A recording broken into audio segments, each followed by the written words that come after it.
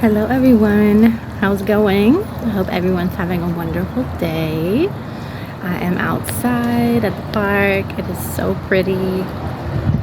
I did some yoga this morning. Yoga, oh my gosh, it's demonic. But I've been doing it. I got a yoga mat. I haven't done it in years, like as a practice, but I did it once at my uncle's, and I know I know for sure he thinks he's probably told everyone jump on that bandwagon because yoga means demonic. But funny thing is, he actually borrowed my yoga mat, and I had to buy a new one because he never gave it back. So I don't know what he was using it for, but he still has my original yoga mat. But yeah, I've done it the past few days, like consecutively, in different teachers, and then I've come outside and I've gone for a walk almost immediately after, but definitely every day. I've done both for the past 3 days, 4 days, something like that. And it is amazing how crisp everything feels and how grounded you are when you come out in nature after doing yoga. I mean, everything is so crisp. You're focused, you are centered, you are not inclined to be easily distracted, you feel very at peace. You also are stretching and opening your channels, and you're focusing on that. So in the time that I've done yoga the past few days, I feel very clear, very crisp. When you come outside, it's very more in tune than normally, because I'm very in tune with nature, and I know you guys that if you know, you know. It's no secret, but definitely, nature is a way to get in touch with all of God's creations, and I don't think there's any better time to come outside. Just in doing yoga in the past, going from the yoga studio to my car, going from, the bedroom, wherever I was doing it in the house, to my car to do errands or anything, it just felt splendid. And it just baffles me why someone or anyone would want to keep others from doing that, much less going the extra 2,000 miles to call it something like demonic. It really makes me sad for how dumb they're playing people, because I don't care what you call me. You can call me whatever you want. I'm going to do whatever I want regardless, because I know what path I'm on, and I'm very confident and grounded in that. I know what I'm doing. I'm connected to source like nobody else, and I don't care what anybody says about that. I'm not demonic in any way. I'm not possessed by an entity, although I do know others that are. It just makes me very sad that you would be so easily led, and that also the people leading you think very little, so little of your intelligence, that they would feed you that, and know that you have so much trust in them that you would gobble it up and not question it, and not ever want to seek the truth for yourself. That's what makes me really sad. It has nothing to do with me. It's that anyone that's telling you those kinds of things is downplaying your intelligence, they're telling you exactly what they think about you in the way that they're teaching you, because they know, or they expect you, and have so much confidence in their self and what they're doing, which is manipulation, to put you in a position to where you're not going to question it. You have so much faith in them instead of faith in God and all the beautiful things that He created, and all of the ways that He works through people and helps them to be creative. I think that when we are creative and when we are in nature, we are most in tune with God. And when we slow down and we put the phones down and we're not distracted, or when we connect with others, it's so beautiful, and it's a direct connection to God, because you're getting rid of all of the other distractions. You're letting Him work through you. You are co-creating. You are in tune with your body, your mind, your spirit, your soul. You're quietening everything else down. When you come out in nature, you're grounding yourself to the planet and the vibration of the planet, which we're all connected. So it's beautiful when you connect to others. As far as like teamwork, I don't just mean any way connected with others. Some people do some dumb shit. But like for instance, I watched a video a while back where the teachers and the students were doing dances together, and you can tell some of these teachers had rhythm, some didn't, and some you can tell really paid attention to their student and teaching them, you know, what the newest dance trend or, you know, what to do to the song to make it pop, and that some of them, even though they might not have, it looked like they just learned it that morning. But anyway, they were working in conjunction with each other, and everybody's vibe was so high. They were all, no one was making fun of anybody. They were hyping each other up, and they were just all vibrating very high, and you could see it, that they were having a great time, and the people watching them were having a great time. And in turn, it spreads to me, and I feel it. I can feel what they're feeling, and I just, it almost brings me to tears because it's so beautiful. And it reminded me of when I thought about that example to give to you guys, the time that I went to, see, I've not been to my son's school to watch any activities there in about a year and a half, but he always participates in the talent show.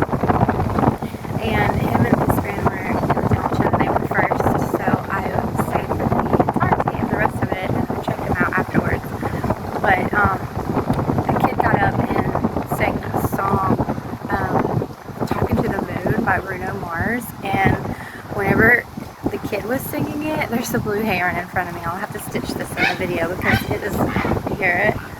It was just chilling right beside me the whole time. It's beautiful. But every kid, when it came to the chorus of that song, they started singing along with it, and it gave everyone, not just me, people around me were talking about it and hugging themselves. Some people were even crying. It gave us all chills, and it was just so beautiful how they were singing together, how melodic it was, what a pretty song it was. Like just the moment was just pure love, and that's what it's all about. We are so far away from that we don't recognize it until we're in moments like that where it brings you to a full stop, and you're just like, oh, that's love. You know, not all of the things that, you know, I love my pen, I love my car, I love, you know, that love, love, love, love, love. We throw it around like a hat.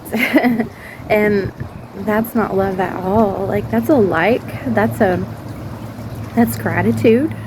We could be grateful for things, and we love that God gave them to us and that we worked hard for them and we're blessed. But when it comes to like love, like real, unconditional, the pure, whole, authentic feeling of love, like it is felt. It's nothing that you could even put into words. It's a feeling. And for us all to be connected and feel that very little, like it's so seldom, that's the sad part.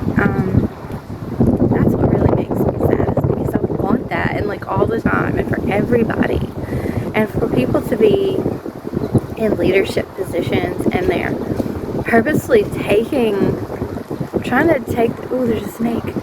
Oh my gosh. There's a long snake in the water. They're purposely taking those things away from people, like giving them negative connotations and leading them in a direction that closes them off from a lot of things that God gives us to explore ourselves and to connect with each other and to connect to the earth and nature and all of the things that He created, or He helped us to create. And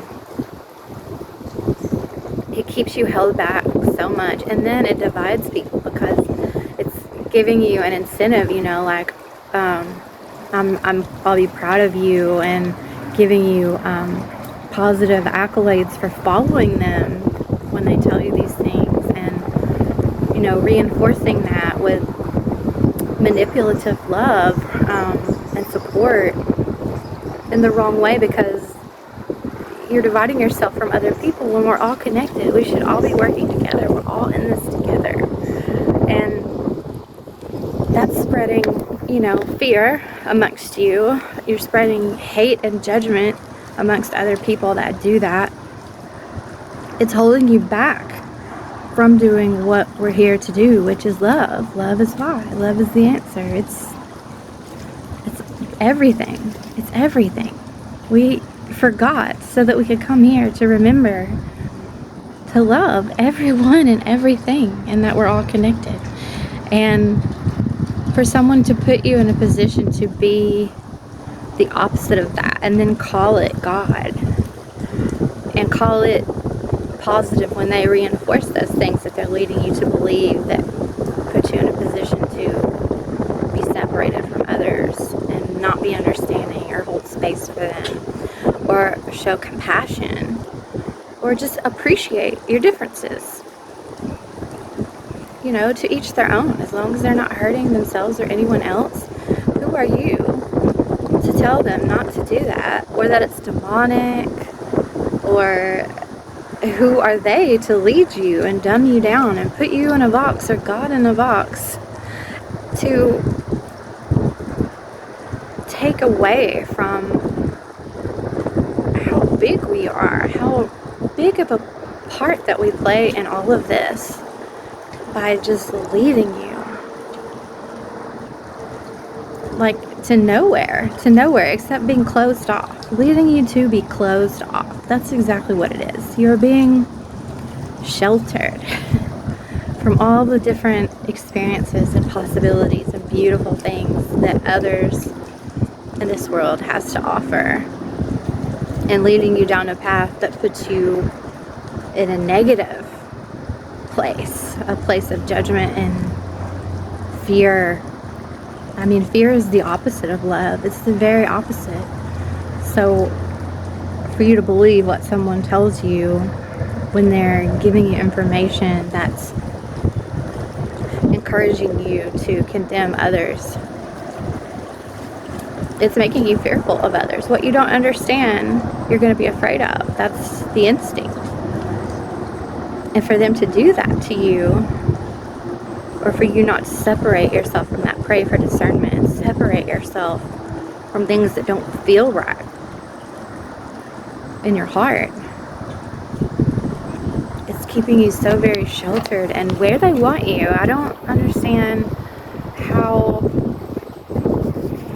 it's not crystal clear that if you keep telling someone that everything is bad, that they're not trying to keep you from having any fun, any clarity, any expansion, any growth.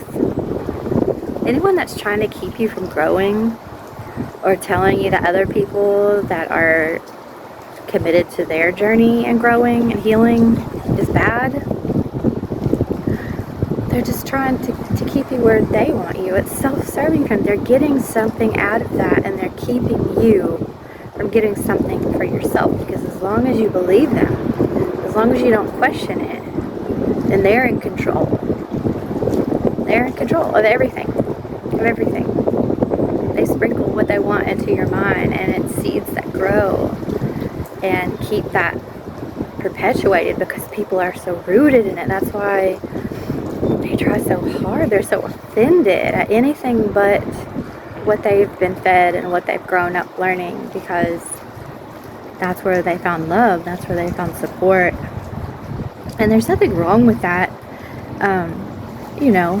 What you've been taught and what your family taught you, or what your support groups taught you, that doesn't have to be your path. There's nothing saying that you can't question that and go your own way and not still love those people and appreciate them for the purpose and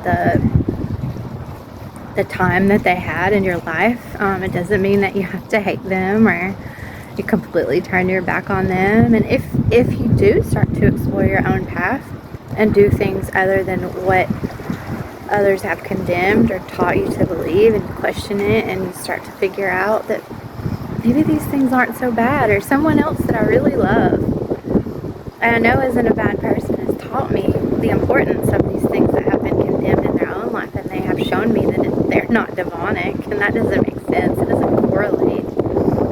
You know, something will open you up to it, even if you don't forge your own path and question it for yourself.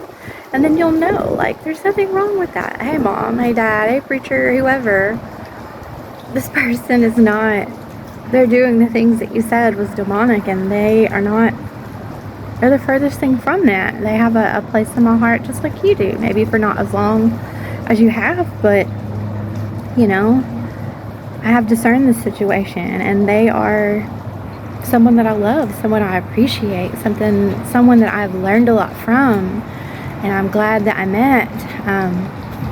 If anyone that came before those people or that person or that experience, if they condemn you and force you, try to get angry at you, then that confirms the manipulation on how, if they're trying to control you, they were always trying to get you to do what they wanted you to do, to keep you right where they wanted you, to keep you from growing, to hinder you from stepping outside and living your own life and exploring things for yourself, and not just believing everything that you were taught without question.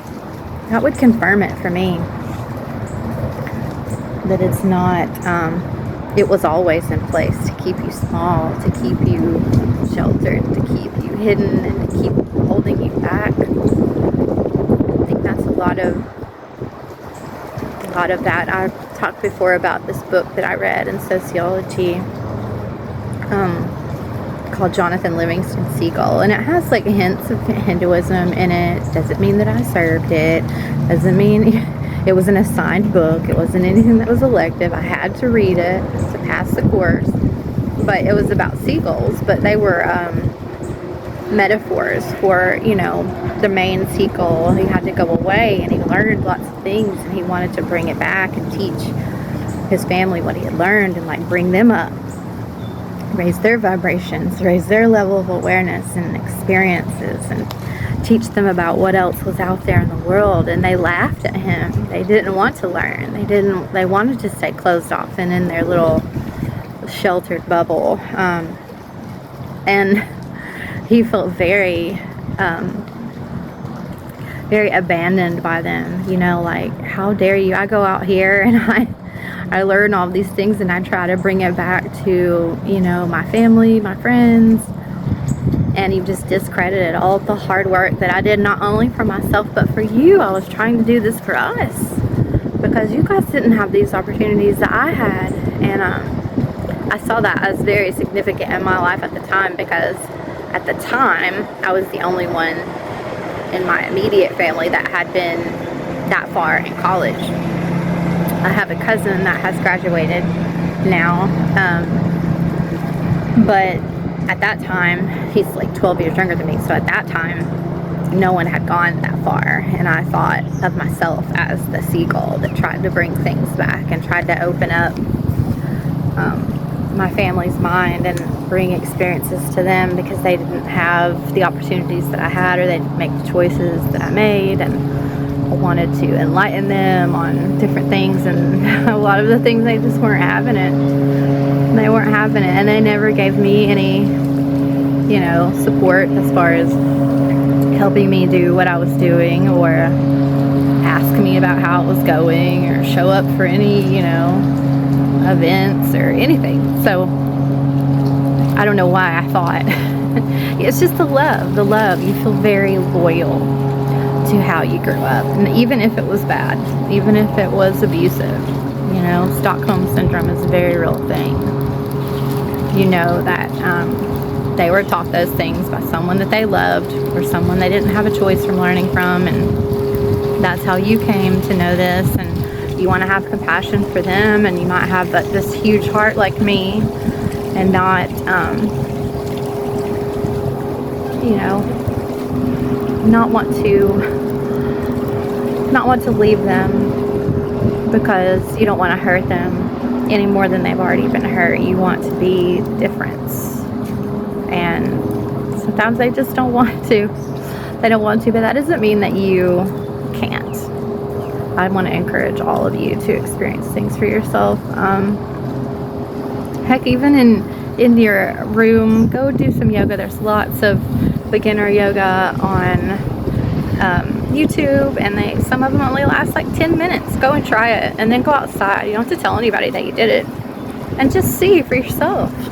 And start doing that about other things, not things I'm telling you to do, but other things that other people have told you that are bad.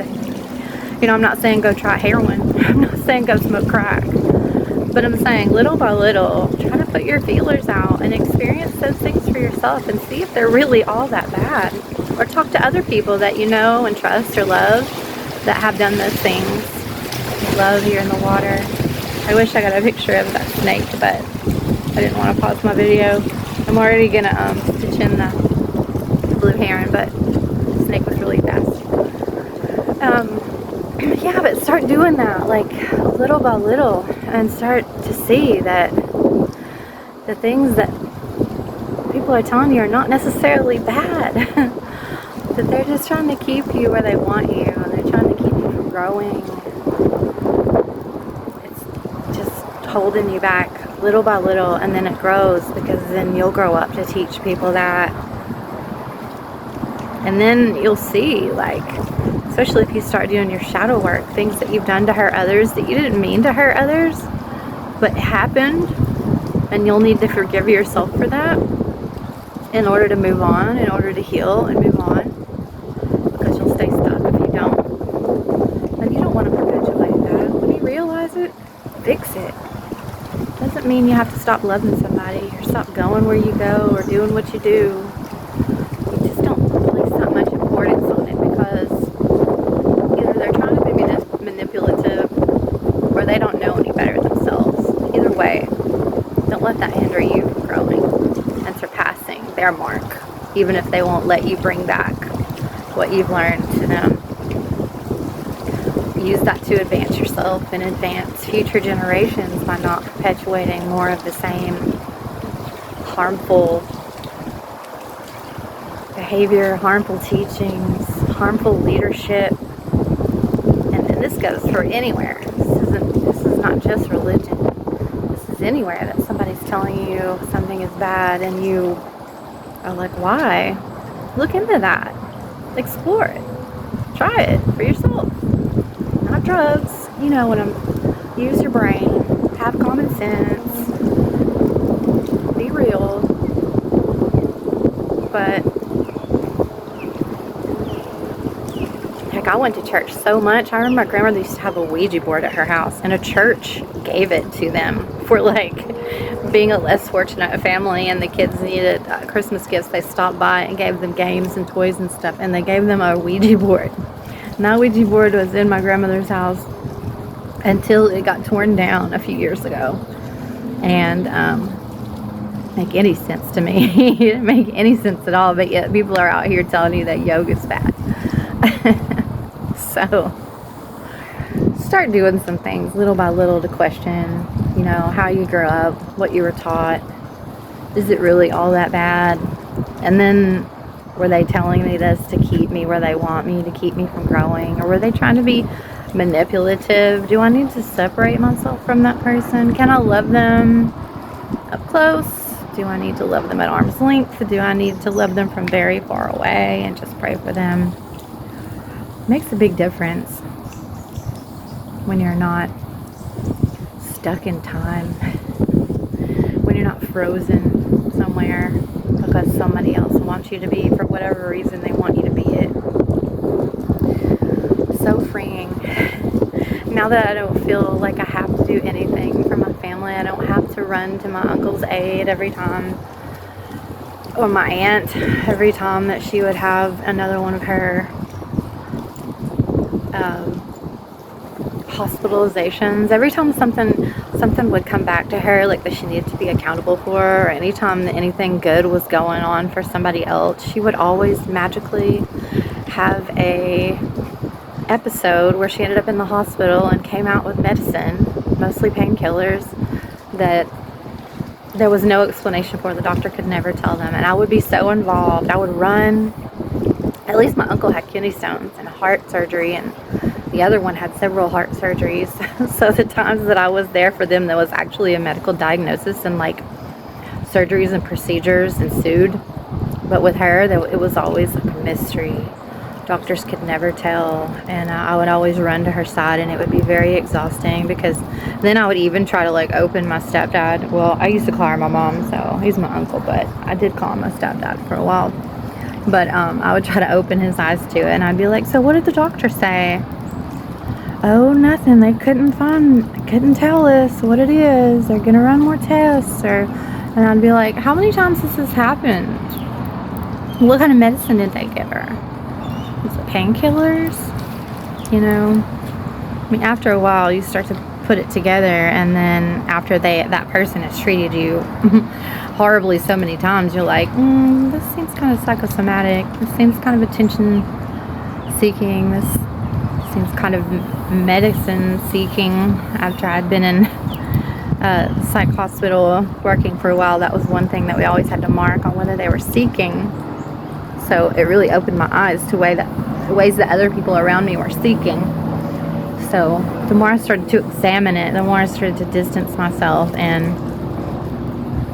even though my uncle had diagnosis and procedures behind it, I still always dropped everything to be there. Even when he couldn't figure out his remote or his phone or setting his email up or his modems or whatever, I always ran. Ordering things off eBay nonstop. Always doing everything for him other than getting him dressed and sending him to work. And yeah, so after I've not done those things for a while, I feel awesome. I feel awesome not having to care about that, because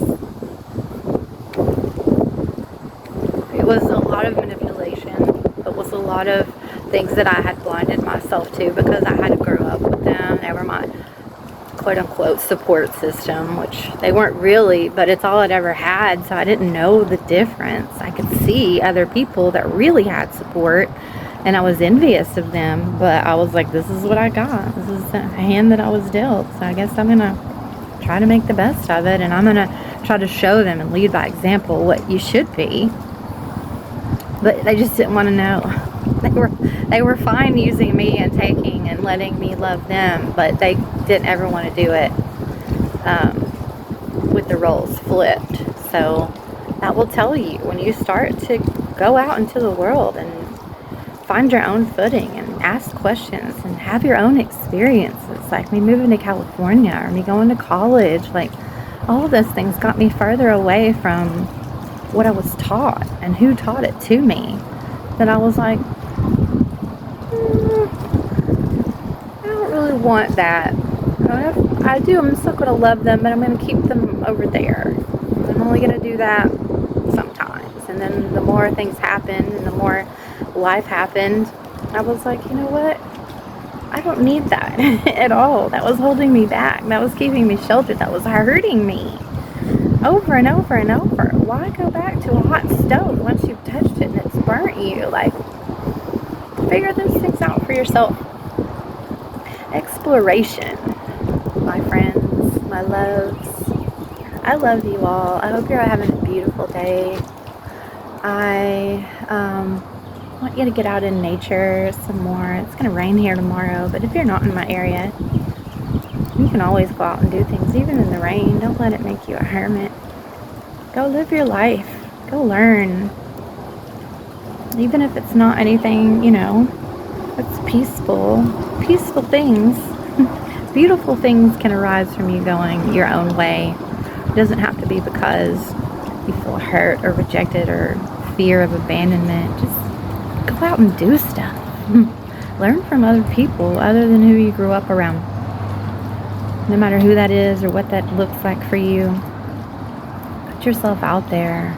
You don't have anything to lose. You have everything to gain.